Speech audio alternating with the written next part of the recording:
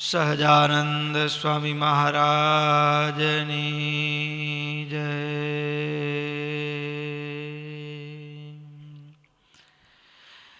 ઈષ્ટદેવ પરમારાધ્ય અનંત કોટિ બ્રહ્માંડાધિપતિ સર્વનિયંતા સર્વ અંતર્યામી ભગવાન સ્વામિનારાયણ એમના દિવ્ય ચરણ કમળ સાનિધ્યમાં ચોતર પીઠ લઈને બેઠેલા અનંત અનંત અક્ષર મુક્તો એમની જ પાવન સન્નિધિમાં અત્રે ઉપસ્થિત પૂજ્યપાદ સંતો તેમજ કથાવિલાસી એવા બાળ યુવાન વૃદ્ધ સમસ્ત ભક્તો સર્વેને ભગવાન સ્વામિનારાયણની ભાવ સ્મૃતિએ સહિત સાદર જય સ્વામિનારાયણ.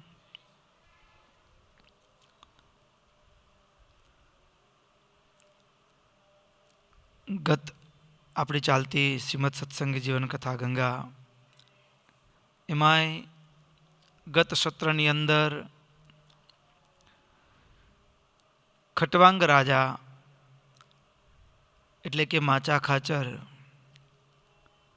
સરદારની અંદર જન્માષ્ટમીના ઉત્સવ પ્રસંગે મહારાજના દર્શને આવેલા, ઉત્સવમાં આવેલા. નવમીના દિવસે મહારાજે જ્ઞાનોપદેશ આપ્યો. બધા જ ભક્તોને પોતપોતાના સ્થાનક પોતપોતાને ગામ જવાની આજ્ઞા કરી. બધા જ ભક્તો જઈ રહ્યા હતા ત્યારે છેલ્લે ખટવાંગ રાજા મહારાજની આગળ હાથ જોડી પ્રાર્થના કરતા કીધું, પ્રભુ આપ મારે ગામ કારિયાણી પધારો. મહારાજ કહે, ભક્તરાજ હમણાં તો અમે અહીં સરદારમાં ચાતુર્માસ પર્યંત રોકાવાનું વચન આપ્યું છે, એટલે પ્રબોધની એકાદશી ચાતુર્માસ પૂર્ણ થઈ અમે ચોક્કસ સરદાર આવશું. હવે મહારાજે વચન આપ્યું, દસમના દિવસે સવારે સરદારથી કારિયાણી જવા માટે એ ખટવાંગ રાજા ચાલતા થયા છે. ચાલતા ચાલતા એક દિવસ પસાર થઈ ગયો. બીજા દિવસ એટલે શ્રાવણ વદ એકાદશીનો દિવસ. આ એકાદશીના દિવસે કારિયાણી જતા રસ્તામાં બોટાદ પધાર્યા છે. આ બોટાદ થઈ ગઢપુર પધાર્યા છે. આ ગઢપુરની વાત ગઈકાલે આપણે સાંભળી. કેવો એ પરિવાર હશે કે જે પરિવારની અંદર એ પરિવારના સભ્યો સાથે બેસીને 7 વખત શ્રીમદ ભાગવતની કથાનું શ્રવણ કર્યું છે. કથાનું શ્રવણ કરે, હૃદયમાંથી એક વિચાર આવે,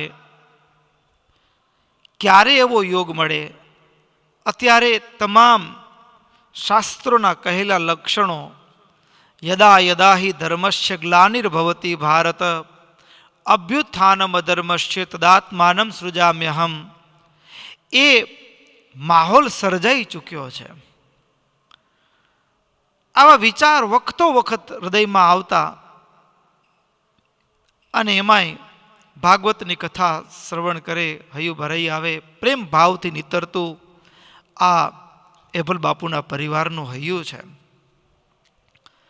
શ્રાવણ વદ એકાદશીનો દિવસ છે.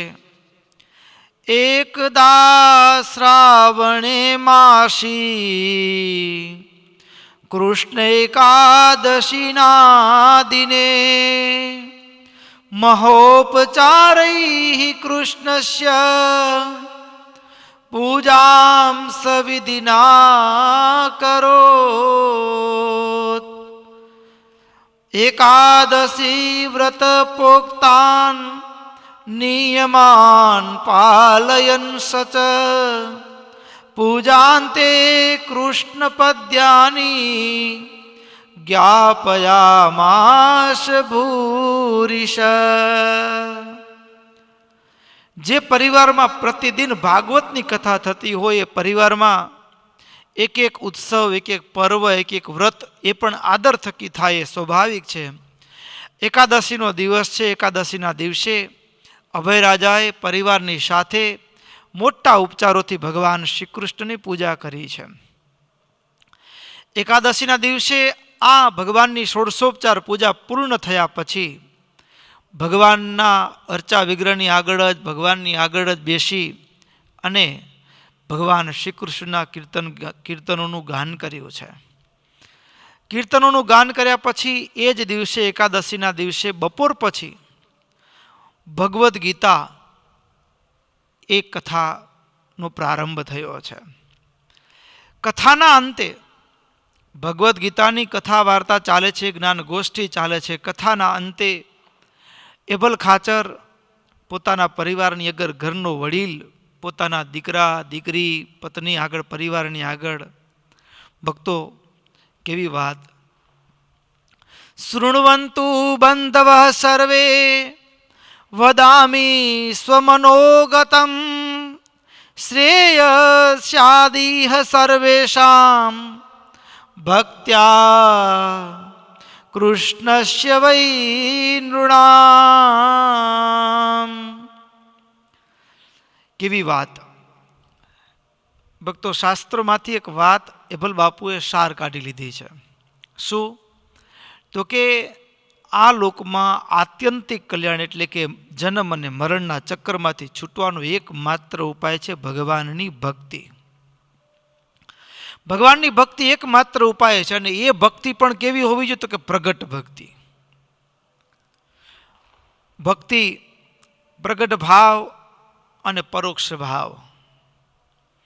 પ્રગટ ભાવ પ્રત્યક્ષ અને પરોક્ષ. પ્રતિઈક્ષ એટલે કે આંખ સામે, પરઈક્ષ જેને આંખ દેખી શકતી નથી, આ કાન જેને સાંભળી શકતા નથી, એ પરોક્ષ. જ્યારે પ્રત્યક્ષ હોય, જેને આપણે જોયા નથી, જેના વિશે જેના મુખથી વાત નથી સાંભળી, એનામાં હેત કરવું એ કઠિન હોય. પણ જેને આંખોથી જોઈએ છીએ, જેના ચરિત્રોને આંખોથી જોઈએ છીએ, જેની વાતોને આ કાનોથી સાંભળીએ છીએ, એનામાં હેત એ ત્વરિત ગતિ પક્વ અવસ્થાને પામતો હોય. તો પ્રત્યક્ષ ભક્તિ, પ્રગટ ભક્તિ, એ પ્રગટ ભક્તિ એકમાત્ર ઉપાય છે સદ્ય ફલપ્રદા. સદ્ય એવ ફલપ્રદા. પ્રગટ ભક્તિ તત્કાળ ફળ આપનારી છે. પણ પ્રતિમાને વિશે, ભગવાનના અર્ચા વિગ્રહને વિશે, મૂર્તિને વિશે જો ભક્તિભાવ હોય તો મૂર્તિમાં મૂર્તિમાન ભાવ આવે કે મારો મહારાજ અહીંયા બિરાજમાન છે, તો ઠીક છે, તો પ્રગટ કહેવાય. પણ પરોક્ષ, જેમ કે આપણે અત્યારે જ ઘનશ્યામ મહારાજના દર્શન કરતા હોઈએ, તો ઘનશ્યામ મહારાજ 200 વર્ષ 250 વર્ષ પહેલાં હતા, તો આપણી ભક્તિ પરોક્ષ છે. આપણી ભક્તિ પરોક્ષ છે. તો એ મૂર્તિનું ધ્યાન કરીએ, એના દર્શન કરીએ, તો એનાથી જે ગતિ થવી જોઈએ ભજનમાં, એ ગતિ ન આવે. પ્રત્યક્ષ, પ્રત્યક્ષ કૃષ્ણે ભક્તિસ્તુ સદ્ય એવ ફલપ્રદા પ્રતિમાયામ તસ્ય સાચ ચિરેણ ફલદામતા. અર્ચા એટલે કે ભગવાનની મૂર્તિમાં ભક્તિભાવ હોય તો ભક્તો, માનવ મન છે ને, એ સજાતીમાં હેત થાય. સજાતીમાં હેત થાય. આપણને આપણા સંબંધીમાં હેત છે, એવું હેત ભગવાનમાં કેમ નથી થતું? તો કે સંબંધીને હોંકારો દઈને તો હોંકારો દે, પૂછીએ તો. ક્યાંક ભીડ પડે તો મદદે આવે, ક્યાંક બોલાવીએ, ક્યાંક કામમાં તો સાથે ઊભા રહે, તો એની સાથે હેત થાય. પણ એમ ભગવાન બોલતા ચાલતા હોય તો આપણે હોકારો દઈએ, મારો પ્રભુ સાથ દે. પણ જો મૂર્તિમાં પ્રગટ ભાવ ન હોય તો મૂર્તિમાં એમ થાય કે હાથ જોડીને ઊભા હોઈએ, પ્રાર્થના કરીએ, પણ હૈયામાંથી જેમ કોઈક માણસની સાથે વાતો કરીએ, એની પાસે જેવી મદદની આશા હોય ને હૈયામાંથી હાકારો પડે, ભરોસો હોય, એવો ભરોસો એ મૂર્તિભાવમાં આવતો નથી. એ ભરોસો મૂર્તિભાવમાં ના આવે. અને જ્યાં સુધી એવો ભરોસો ન આવે ત્યાં સુધી ભક્તિ પક્વ અવસ્થાને પામે નહીં. એટલે પ્રગટ ભક્તિ, પ્રત્યક્ષ ભક્તિ અને ભક્તો પરોક્ષમાંથી પ્રત્યક્ષની યાત્રા કરવી, પરોક્ષમાંથી પ્રગટ સુધી કેમ પહોંચવું, એની વાત આ હેબલ બાપુના પરિવારમાંથી શીખવા જેવી છે. અત્યાર સુધી આ હેબલ બાપુનો પરિવાર એ ઘરની અંદર ભગવાન શ્રી કૃષ્ણની પ્રતિમાની આગળ બેસી ભગવાનની પૂજા આરાધના કરે છે, પણ હૈયામાં દર્શનની ઝંખના તો પ્રગટની છે. પ્રગટ દર્શનની ઝંખના છે, પ્રગટ મિલનની ઝંખના છે. અને પ્રગટ મિલન એ મૂર્તિમાં પણ ભગવાનની, જાણે કે આજ મારો મહારાજ મૂર્તિમાંથી પ્રગટ થાય, પ્રગટ ઝંખના છે ને. ચરિત્રો સાંભળતા સાંભળતા પ્રગટને પામવાની ઝંખના તીવ્ર બની, અને તીવ્ર બનેલી ઝંખના ક્યાં સુધી, તો એક અને હેબલ બાપુ પોતાના પરિવારની આગળ કહે છે, એ જીવુબા લાડુબા એ દીકરીઓ પણ રાધા અને લક્ષ્મીનો અવતાર હોય, અને એ દીકરી બનીને સામે બેઠી હોય, અને એ દરબારની અંદર ભાગવતની કથા થતી હોય, હા, અને ગોપીઓની કથા આવે, એ રાધાની કથા આવે, ત્યારે એ જીવબા લાડુબાનું હૈયું થનગનતું હોય, એ નાનો અમથો દાદો હોય એનું હૈયું થનગનતું હોય. આખો પરિવાર કેવો ભક્તિભાવવાળો છે. અને આ પરિવારની આગળ એક બાપ એમ કે આ બ્રહ્માંડમાં જે પુરુષોએ, જે માણસે આ આંખથી ભગવાનને જોયા છે ને, જેણે આ આંખથી ભગવાનને જોયા છે, જેણે આ હાથથી આ ભગવાને આપેલા માનવ દેહથી ભગવાનની યથાશક્તિ સેવા કરી છે ને, શું ના ભાગ્યની વાત.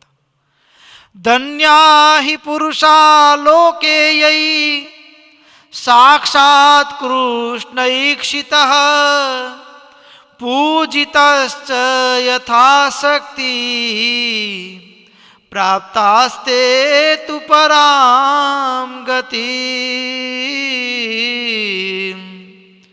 એ જેણે ભગવાનના દર્શન કર્યા છે એ પરમ ગતિને પામ્યા છે. એટલે આટલી કથા વાત કરતા કરતા પરિવારના સભ્યોની આગળ હેબલ બાપુ કે મને તો એમ લાગે છે ચોક્કસ ભૂમંડળમાં ક્યાંક ભગવાન હશે તો ખરા હો, ક્યાંક તો અવતાર ધારણ કર્યો હશે. કારણ શું?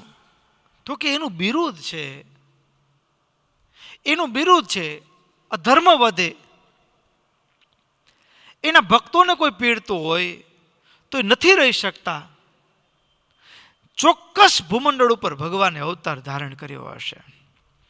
અરે વાત કરતા કરતા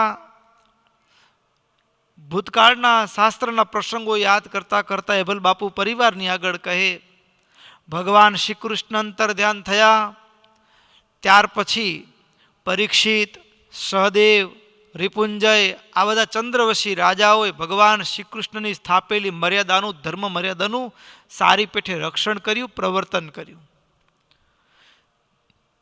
દિવસો વીત્યા, વર્ષો વીત્યા, વચ્ચે પણ એવા ધર્મિષ્ઠ રાજાઓ આવ્યા.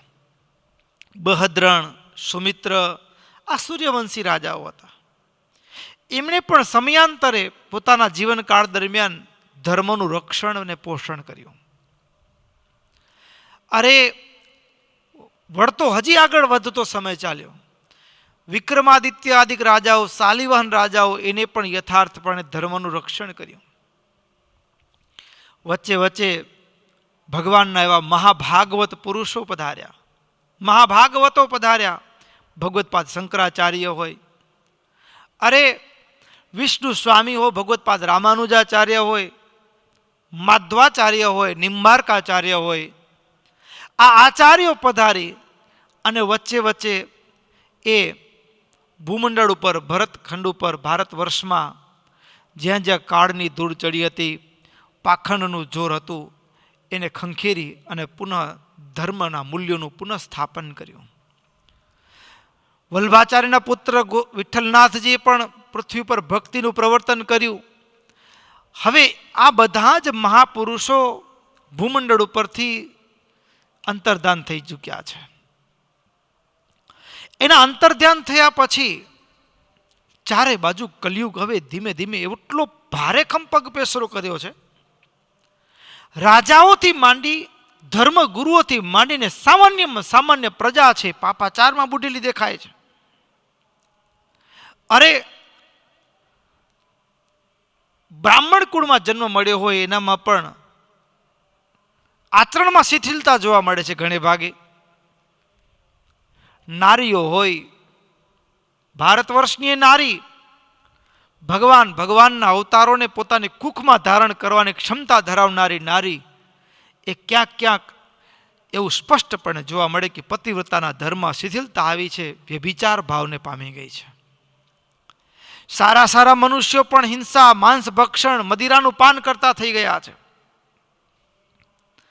અરે ક્યાંક થોડી ઘણી ભક્તિ જોવા મળે છે. અભલ બાપુ કહે છે, કોની આગળ? પોતાનો પરિવાર, ઘરમાં બધા ભેગા બેઠા છે, આ ઘર સભા છે. સત્સંગી જીવનમાં એભલ બાપુના પરિવારની ઘર સભાની અંદર થતી વાર્તાલાપ છે, વાત છે આ. એભલ બાપુ પોતાની દીકરી, દીકરો, પત્નીઓ, સાળા, બેન, આ બધો પરિવાર બેઠો છે, એની આગળ વાત કરે છે. અરે આ દુનિયામાં થોડી ઘણી ક્યાંક ભક્તિ દેખાય છે, પણ એ ભક્તિ કેવી છે? મંદિરોમાં ભીડ તો ઉભરાય છે, પણ બધાયના હૈયામાં ભીડમાં કોઈ ભગવાનને પામવા નથી આવતું. ભીડમાં આશા કોની છે?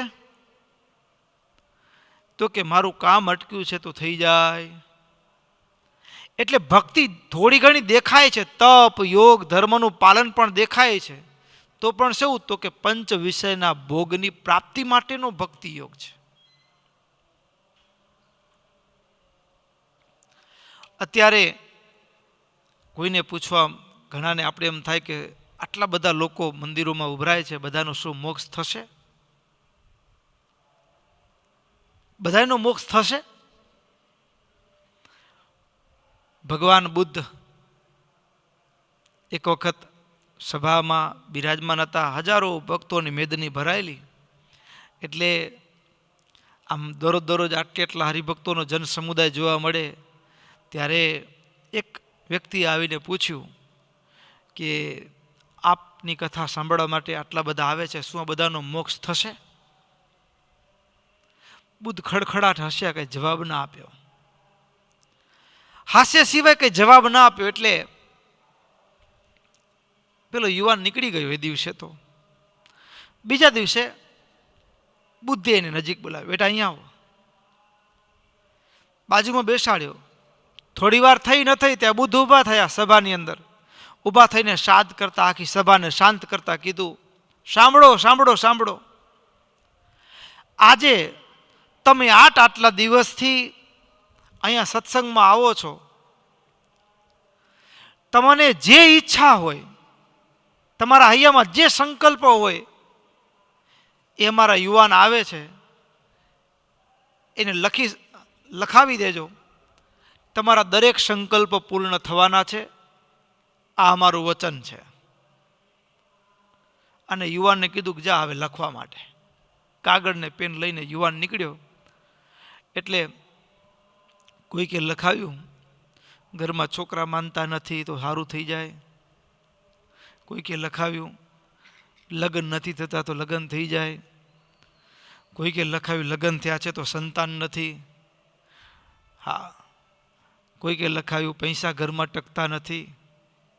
કોઈકે લખાવ્યું, મને જ્યોતિષી પાસે હાથ દેખાડ્યો તો કાલ સર્પયોગ કીધો તો, જ્યાં હાથ નાખું ત્યાં એક સાંધુન તેર તૂટે છે. આખા આમ હજારો જન સમુદાયની વચ્ચે પેલો માણસ કાગળ ફરીને લખીને પાછો આવ્યો. ત્યારે બુદ્ધે એને કીધું, બેટા તારા કાલના પ્રશ્નનો ઉત્તર છે આ. તારા કાલના પ્રશ્નનો ઉત્તર કે આટલા લોકો તમને સાંભળવા માટે આતુરતાથી આવે છે, દૂર સુદૂરથી આવે છે, શરીરની પરવા કર્યા વિના આવે છે. શું એ બધાનો મોક્ષ થશે? દેવ મંદિરમાં ભીડ તો છે, પણ ભીડ ભગવાન પાસે પણ ભોગની માંગણી માટેની હોય છે. ઘણીક વખત મોટે ભાગે ભોગની માંગણી હોય, પણ પરમાત્માની માંગણી માટેની ભીડ બહુ ઓછી હોય છે. એભલ બાપુ કહે છે, આવા વિષમ કાળની અંદર ભગવાન ચોક્કસ એના ભક્તો એના ભાવ પૂર્ણ કરવા માટે, એના ભક્તોનું રક્ષણ કરવા માટે ક્યાંક તો અવતાર ધારણ કર્યો હશે. તત્કૃષ્ણસ્ય અવતારસ્ય કાલોયમ શાસ્ત્રદર્શિતઃ ધર્મરક્ષાવ્રતદ્રુતઃ પ્રાપ્તોસ્તિત્યેવ ભાતિ મે યત્ર કૃત્રાપી ભગવાન પ્રાદુર્ભૂત ઇતિ ધ્રુવમ સચ્છાસ્ત્રવાક્ય પ્રમાણ્યાત અધર્મોન્મૂલનોદ્યત. ચોક્કસ ભગવાન અવતાર ધારણ કર્યો હશે, આવો ભરોસો જોઈએ. અને ભરોસો દ્રઢ બને ને ત્યારે ભગવાનને પામવાની ઝંખનામાં કન્વર્ટ થઈ જાય. કેવી ઝંખના? ભગવાન ક્યાંક પ્રગટ તો થયા હશે. કૃષ્ણ સ ભગવાન અસ્માન સ્વકીયાનિતિ વેતુ ચ રક્ષત્વ ધર્મ પાષંડાત દત્તાચ કૃપયે ક્ષણમ. ભગવાન અધર્મનો નાશ કરવા, પાખંડથી આપણું રક્ષણ કરવા જન્મ ધારણ કર્યો હશે, પણ આપણે ક્યારે દર્શન થશે? આપણે ક્યારે એનું મિલન થશે? આપણે એને કેમ ઓળખશું? એવી ઘડી ક્યારે આવશે? ક્યાં વાત આવી ભાગવતની? પછી સવારના ભાગમાં એકાદશીના દિવસે એ ભગવાનનું પૂજન થયું. બપોર પછીના સમયે ગીતાની કથા કરતાં કરતાં, પરસ્પર સંવાદ કરતાં કરતાં છેલ્લે આખો પરિવાર આવીને ત્યાં અટકી ગયો કે આપણે ભગવાન ક્યારે મળશે, ક્યારે આંખથી ભગવાનના દર્શન કરશું? ક્યારે એવો પ્રશ્ન થાય?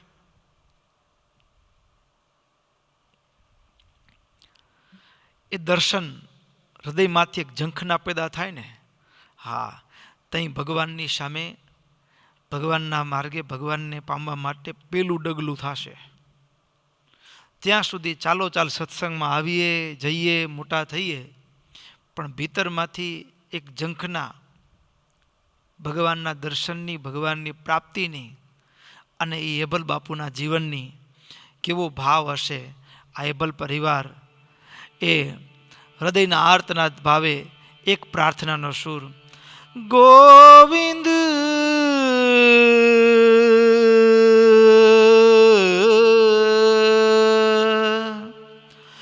ગોવિંદ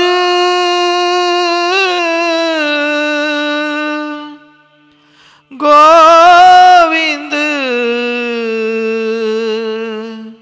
કબહુ મિલે પિયા મેરા, ગોવિંદ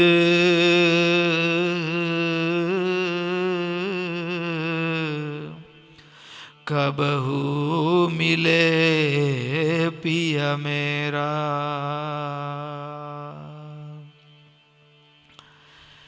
ભક્તો, આપણે ઘણી વખત રડ્યા હશું, કોઈ વસ્તુ માટે રડ્યા હશું, કોઈ આપણને જોઈતી હોય વસ્તુ ન મળી હોય તો રડ્યા હશું, માલ મિલકત માટે રડ્યા હશું, આ મારું છે તમે કેમ નથી આપતા. પણ ભક્તો, ક્યારે ભગવાનને મળવા માટે રડ્યા છીએ? ભગવાનના, હે બાપ, હે પ્રભુ, ક્યારે મારી આંખ તમારું દર્શન કરશે? ચરણ કમલ કો हसी हसी देखूं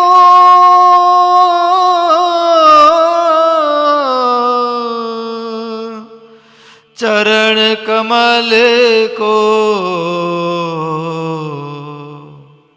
हसी हसी देखूं राखूं नैना मोरा।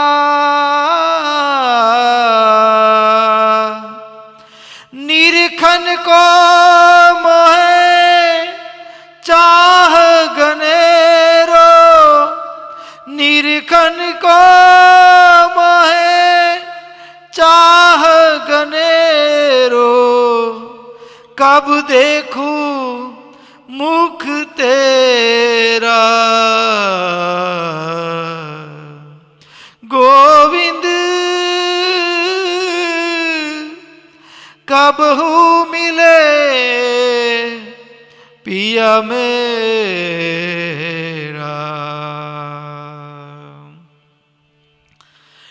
આમ આયબલ પરિવાર ક્યારે આંખથી દર્શન થશે, આ વાત આવે અને આખા પરિવારની આંખમાંથી ચોધાર આંસુની ધારાઓ વહેવા માંડે, એ ઘડી ક્યારે આવશે કે આપણે આંખથી ભગવાનના દર્શન થશે?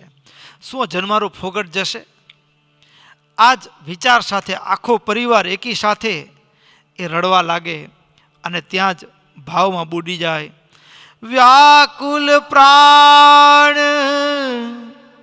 ધરત નહીં ધીરજ,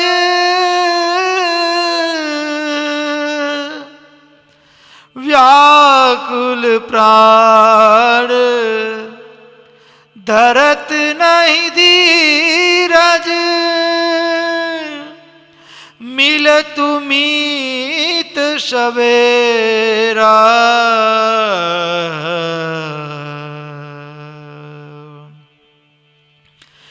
मीरा के प्रभु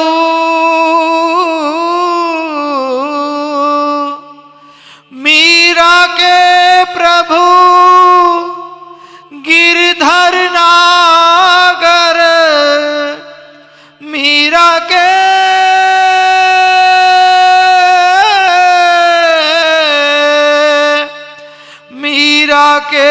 प्रभु गिरधर नागर, ताप तपन बहु तेरा गोविंद.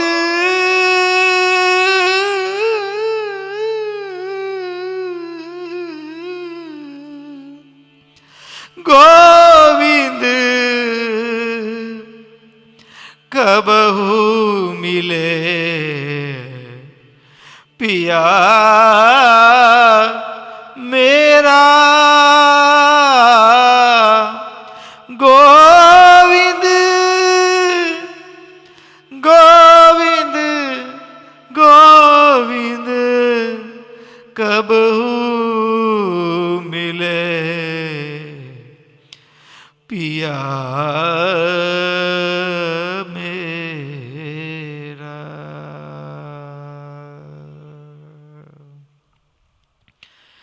હૃદયમાંથી એક આર્તનાદનો સૂર ઉઠે. ભક્તો, દુનિયાની આગળ પાડેલા આંસુ ફોગટ જશે. ભગવાનને પામવા માટે આ આંખમાંથી એક આંસુ પડે ને, એક આંસુ, એની પણ કિંમત ચૂકવવા ભગવાન ચોક્કસ દર્શન દેવા પધારે. આ પરિવાર તો ભગવાનના વિયોગમાં ભગવાનના દર્શન માટે હૈયું તડપે છે, રડે છે. જ્યાં આખા પરિવારમાં આંખમાં આંસુ છે, ક્યારે મળશે ભગવાન, ક્યારે મળશે ભગવાન. આ જ્યાં એક હૃદયમાંથી ઝંખના અને મીઠો સંવાદ ચાલે, એટલામાં તો જાણે કે ભક્તો કોઈને ફોન લગાવતા હોઈએ ને ફોન ઉપાડે ને વાત કરે ને, એમ જ્યાં કબ હું મિલે પિયા મેરા, ગોવિંદ કબ હું મિલે પિયા મેરા, આ હૃદયનો આર્તનાદ ભાવ હૃદયમાંથી સર્યો. અને ત્યાં તો એબલ બાપુના દરબારમાં એકાદશીનો દિવસ છે, બપોર પછીનો સમય છે, અને ત્યાં માચા ખાચર ખટવાંગ રાજાએ પ્રવેશ કર્યો છે. ખટવાંગ રાજાએ પ્રવેશ કર્યો આખો પરિવાર ઊભા થઈ ગયા. એભલ બાપુ ઊભા થઈ ગયા. ખટવાંગ રાજાનું યથોચિત સ્વાગત કર્યું. અરે એક તો ખટવાંગ રાજા એટલે કે માચા ખાચર પોતાના પરમ મિત્ર રાજર્ષિ છે. ગઈકાલે આપણે કથામાં એના 4 લક્ષણોની વાત હતી. રાજર્ષિ છે અને કેવા ભગવાનના ભક્ત છે. ભક્તો જિંદગીમાં એક વાત નક્કી રાખવાની, જે દિવસે આપણે ત્યાં ભગવાનના ભક્તો કે સંતો આવે ને એટલે સમજવાનું કે ભગવાનના આવવાના પગરણ હવે શરૂ થયા છે. ભગવાનના આવવાના પગરણ શરૂ થયા છે. ભક્તો, ભગવાનનું દર્શન થાય એના પહેલા એના સાધુજનોનું, એના ભક્તોનું દર્શન થાય, એનું મિલન થાય. અને મિલન છે ને એ ભગવાનના મિલનની એંધાણી આપતું મિલન હોય છે. ઇતિહાસ સામે દ્રષ્ટિ કરીએ ને તો પ્રહલાદ, ધ્રુવજી ઘરેથી નીકળ્યા હોય અને ગામનું પાદર હજી પોતાના રાજનો સીમાડો ઓળંગી ન ઓળંગીને ત્યાં નારદજી મળે. નારદજી નથી મળ્યા ભક્તો. નારદજી મળ્યા એ શેનો સંકેત છે? તો કે હવે બસ એક જ ડગલું ભગવાન દૂર છે. ભગવાન એક જ ડગલું દૂર છે. સાધુ અને ભગવાનના ભક્તોનો યોગ એ દર્શાવે છે કે ભગવાન હવે એક ડગલું દૂર છે, એનાથી જાજુ દૂર નથી ભગવાનનું મિલન. નારદજીનો યોગ થયો અને ધ્રુવજી તપશ્ચર્યા કરવા માટે જાય અને 6 મહિનામાં તો ભગવાનનું દર્શન થાય. એક ડગલું દૂર છે ભગવાન. વાલિયામાંથી વાલ્મીકીની યાત્રા છે ને, એ વાલિયાને નારદજી મળે ને, ભગવાન એક ડગલું દૂર છે. રામ એક ડગલું દૂર છે. સાધુ મળ્યા, ભગવાનનો ભગત મળ્યા, એક જ ડગલું દૂર છે. ખટવાંગ રાજા માચા ખાચર જ્યાં સભામાં પ્રવેશ કર્યો ને, આખા પરિવારને જાણે કે એક, જે ઘડીક વખત એવું હોય ભક્તો, દુનિયાની અંદર કોઈ આવે ને સંબંધીઓ તો મેળાવડો કરવા આવે, એ કેમ છો, અલગ મલકના સમાચાર પૂછે ને, ખાધું પીધું ને, કોના લગ્ન થયા ને, શું થયું ને, ગામની વાતો હોય. પણ આ તો ભગવાનના એવા ભગત, અને એ કેવા તો કે જેને રોમે રોમમાં ભગવાનને વિશે ભગવદ પ્રેમ છલકાય છે, એવા ખટવાંગ રાજા એ જે આવ્યા અને આખો પરિવાર ઊભા થઈ એનું સ્વાગત સન્માન કર્યું છે. સન્માન કરી અને આ પરિવારે ખટવાંગ રાજાને, એકાદશીનો દિવસ છે એટલા માટે એકાદશીના દિવસે એને ફલાહાર કરાવ્યો છે.